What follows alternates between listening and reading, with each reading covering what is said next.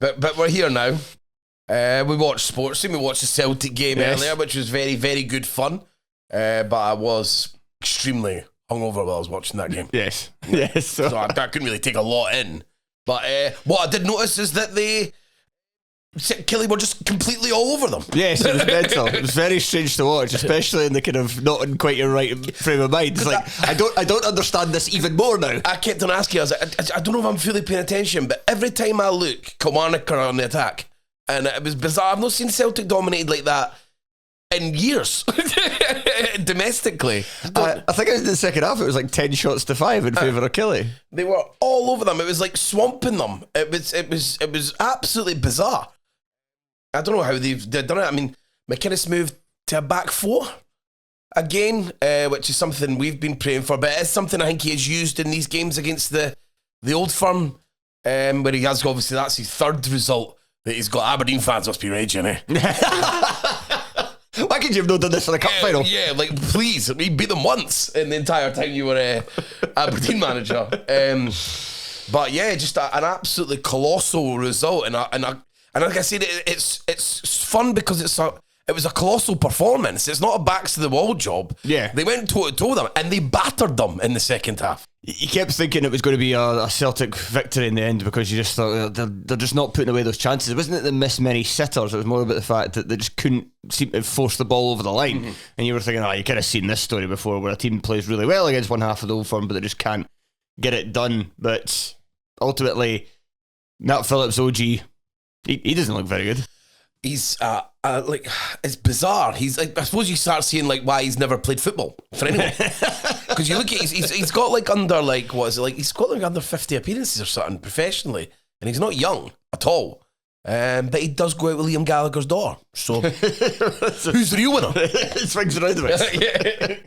There was a key tactical change, I think, for Derek McInnes in this one, in that they started off the game with Liam Polworth, who came into the side, which is even, because we talked about it last week, like, why is he not against Hearts in that game? Like, why is Liam Donnelly playing 90 minutes and he's got Liam Polworth on the bench when you're needing a goal and he's a more creative player? So the decision to start him against Celtic makes that choice last week even stranger. But Polworth starts at the number 10. Him and Vassell don't really link up that well. But then Polworth gets dropped in a deep line playmaker role, and then Brad Lyons is pushed forward, and that's when Killie start to get a lot of their joy, because it's using energy high up the park.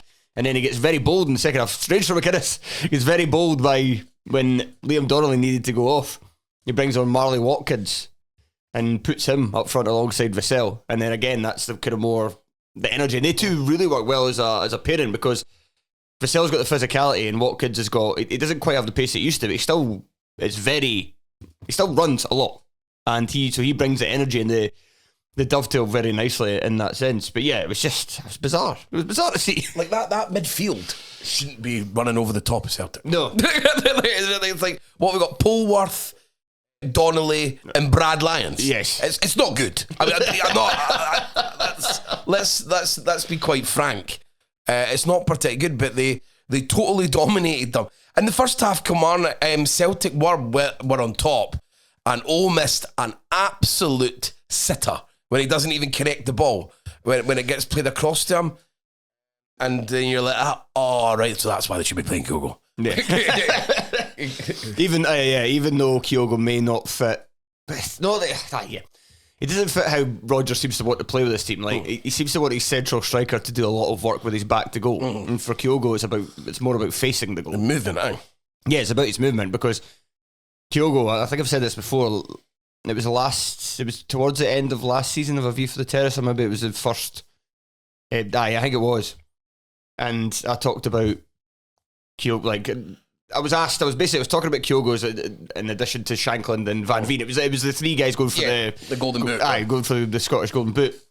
And it was like, they asked me to find clips of like their best goals and stuff, and I looked at the Kyogo one, and I was like, he scores the exact same goal every time. Yeah. It's just him, great movement, and then it's usually like a square ball or a cutback like across the box, and he's just side footing it into one of the corners.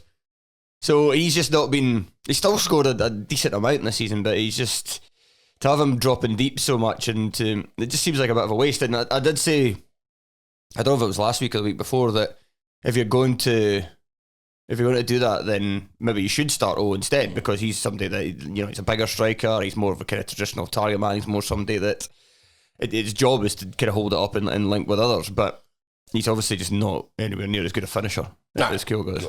But like Finlay had his number the whole game. He totally dominated him. And Finlay, I think maybe had that. I wasn't convinced at the start that he was hitting the heights that he did the first time round, but I think the last 3 or 4 weeks he's really, really come on again. And like Kilmarnock really need to be built on the rearguard action, because that's kind of where all their best players are. Like, I mean, they basically have 4 centre halves that they use all the time.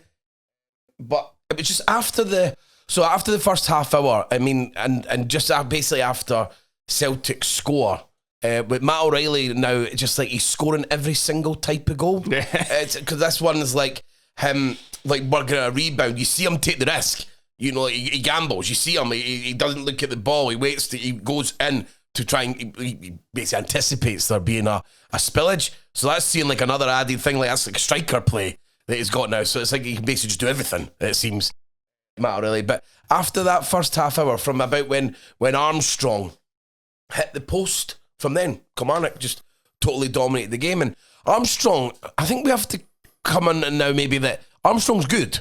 He's very good. Yeah. And I think it was always because it was like, I think it was like... With all due respect to Killie, he might now be too good for Killie. Yeah, and I don't think we ever thought that last season. It was like he was carrying them, but if you indulge me, I think like just like the way that last season, you think it's just because they were so shit that he would just get to do everything because there was no one else to do it. So sometimes you feel because there's no one else doing it, you're going to get some sort of numbers. Do you understand what I mean? Because everyone's going through you, the whole tactics to get the ball you wide and you cross it. If you're going to get that basically for 90 minutes every week, I was thinking maybe he's just in that team, in that style, he's good. But now it's like his output's really, really good. He was excellent in this game. He's not even bad defensively, Armstrong. He'd be a very, very handy winger for...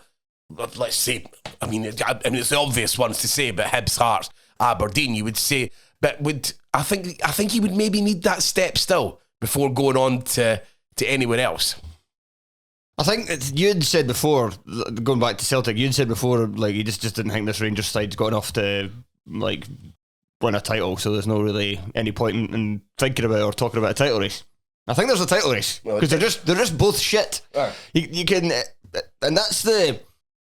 It's actually a shame that so many teams in the league are worse than what you would expect of them, like in terms of performances or results. And we've talked about this many times this season, how nobody seems to be very good. But it's a shame because Celtic and Rangers aren't very good.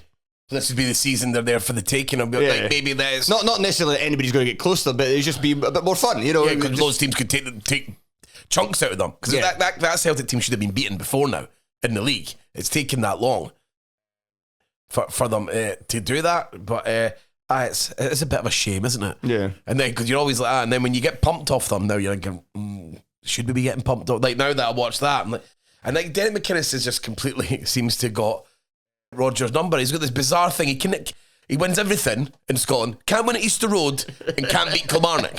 Very bizarre sort of turn of events for Rodgers. But I'm getting the feeling with Rodgers that I don't know if his heart's really in it.